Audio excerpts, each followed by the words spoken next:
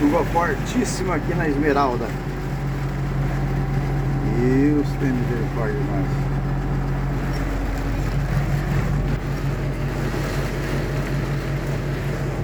Muito forte o vento. Só chuva por enquanto. Não deu granizo não, mas tá bem forte.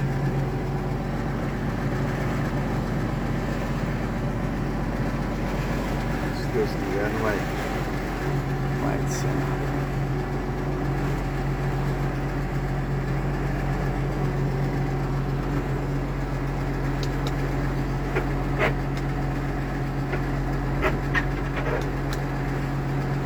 Forte, o vento muito forte.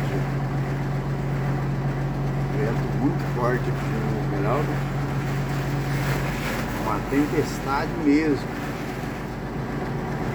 Mas Deus vai ter misericórdia de nós.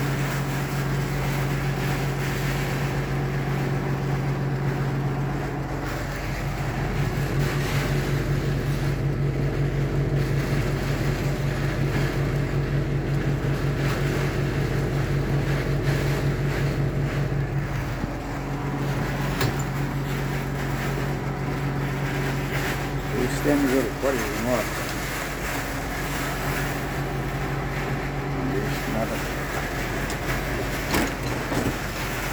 aconteça. Muito forte.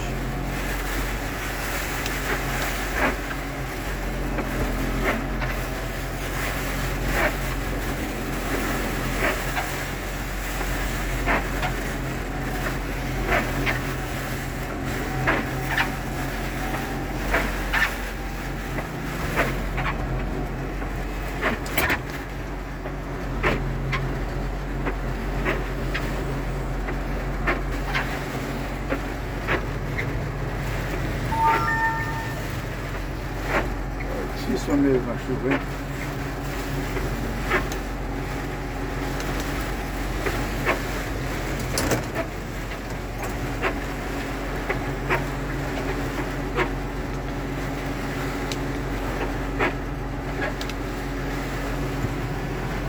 É o vento muito forte. Não tem granizo, mas o vento está muito forte.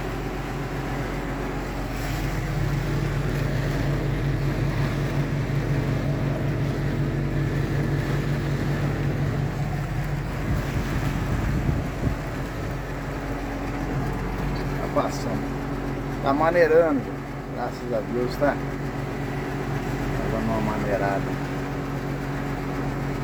beleza, gente? Só para informar para vocês, fazendo Esmeralda, muita chuva, vento muito forte, um trator aqui, o vento tá muito forte.